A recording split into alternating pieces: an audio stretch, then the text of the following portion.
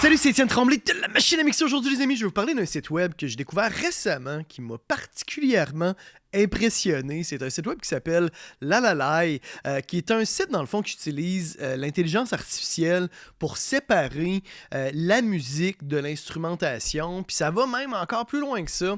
Ça utilise justement l'intelligence artificielle pour séparer les instruments de l'arrangement. Disons, enlever la basse, enlever la guitare. Et tout ça, là, uniquement à partir d'un fichier stéréo. On va l'essayer ensemble. Moi, dans le passé, on m'a souvent demandé si c'était possible de le faire. Puis comme j'ai fait justement dans la capsule où je fais l'analyse de la chanson d'Adèle, ma méthode a toujours été très rudimentaire de mettre le côté gauche-droit puis d'inverser la phase d'un côté. Puis ça, ça enlève la voix, mais on enlève aussi tout ce qu'il y a dans le centre. Fait que c'est pas idéal, mais là, je trouve ça super impressionnant. Ce que je vais faire, c'est que je vais prendre une de mes chansons, un MP3, je vais faire un drag and drop. On peut utiliser des fichiers Waves, MP3, un peu n'importe quoi.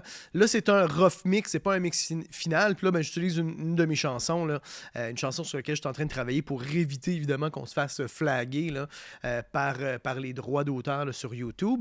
Je vais couper justement là, la vidéo pour vous épargner le temps d'attente.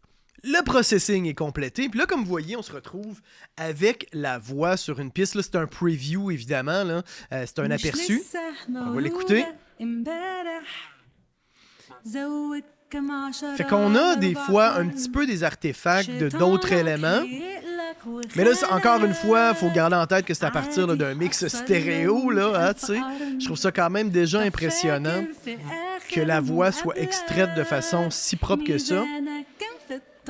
Je l'avais essayé d'ailleurs avec la pièce d'Adèle, puis c'était super impressionnant, c'était super clean. Fait que je pense que ça va toujours dépendre après ça du volume de la voix dans le mix, de comment elle est placée, etc. Fait que les résultats sont pas pareils évidemment d'une chanson à l'autre, mais c'est vraiment impressionnant. Si on écoute l'instrumentation, moi je trouve ça vraiment impressionnant parce que on a tout ce qui est dans le centre est pratiquement intouché. C'est ça qui est impossible de faire quand on inverse la phase d'un côté, on met les deux côtés dans le centre, là, on perd comme tout. Là. On a un petit peu de la réverbération de la voix, je pense, en background. Ça, moi, j'utilise en plus la même reverb pour plein d'instruments, vu que c'est comme un rough mix là, de la chanson, fait que c'est normal. Là. D'ailleurs, cette chanson-là, avant la fin du mois de novembre, on va la mixer ensemble live sur YouTube. Là, je vous en redonnerai des nouvelles. Fait que voilà, fait que si vous êtes par exemple un musicien, un chanteur ou une chanteuse, si vous voulez faire une reprise, ben là vous pouvez avoir une version instrumentale super bonne. Si vous êtes un DJ, la version voix à mon avis, tout dépendant encore une fois là, des chansons que vous utilisez. J'avais essayé aussi avec une chanson de Bruno Mars, puis c'était assez impressionnant, c'était super clean. C'est à mon avis assez bon pour faire des remixes. Si vous avez d'autres instrumentations pour cacher un petit peu des fois des petits artefacts de l'instrumentation, je pense que ça peut super bien passer. Et puis, on va l'essayer justement pour extraire, par exemple, uniquement la basse. Encore une fois, je vais couper pour vous épargner le temps d'attente. Et là, on a la basse sur la première piste et le reste de l'instrumentation sans la basse. Moi, ce que je trouve impressionnant, c'est que c'est une basse qui est comme slappée. C'est pas une basse traditionnelle avec que des low notes, que des notes très très basses. Et puis il a quand même réussi à l'isoler de façon assez propre. On n'a presque pas d'autres éléments. Surtout une basse slappée comme ça, c'est ça, ça s'apparente un peu à de la guitare, un peu à de la percussion. Là on entend des fois ça bouge un petit peu dans le gating, mais c'est quand même assez clean.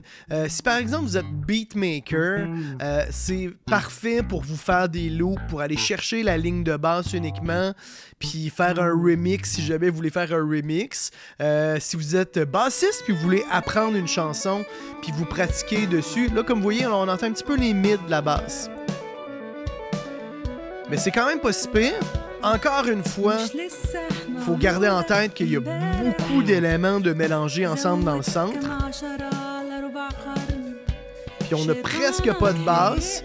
En tout cas, ça serait vraiment assez propre pour se pratiquer, pour refaire une ligne de basse différemment. Fait qu'encore une fois, il y a comme plein d'utilisations. Puis là, comme je vous disais, il y a différents instruments. Tout dépendant de comment sont joués les instruments, des fois, ça marche vraiment super bien. Des fois, ça marche un peu moins bien. Fait que ça, après ça, il faut expérimenter. Puis là, là, c'est des previews là, qu'on voyait. Après ça, on peut télécharger. On a jusqu'à 10 minutes avec une limite de 50 mégabytes par fichier pour la version gratuite. Et puis après ça, vous payez vraiment là, à la pièce. Fait que si jamais vous voulez faire une soirée karaoké avec vos amis, vous pouvez quand même faire 1h30 pour 15$ de karaoké comme ça, avec que des chansons que vous voudriez avoir, puis avoir de l'instrumentation. Je pense qu'encore une fois, si vous êtes DJ, vous voulez faire des reprises, chanteur, chanteuse, vous voulez avoir une version instrumentale, parce que des fois, c'est pas facile de trouver des versions instrumentales propres qui fonctionnent bien, que c'est pas du MIDI un peu atroce. À ce moment-là, je pense que ça donne beaucoup de possibilités. Bref, et puis là, c'est un site qui est quand même assez récent. Je voyais que, je pense qu'ils sont encore en train là, de développer. Là, je voyais certaines options qui étaient comme en genre de bêta-tester. Je sais pas si c'était le synthétiseur qui était comme en bêta-tester. Bref, c'est pas encore...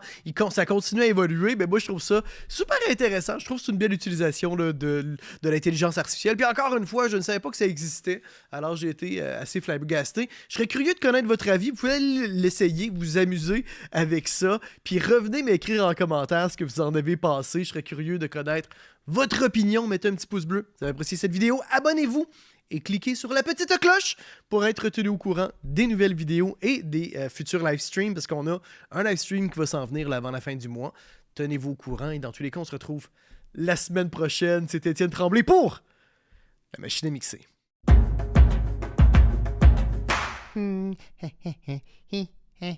Abonne-toi. N'aie pas peur. Allez.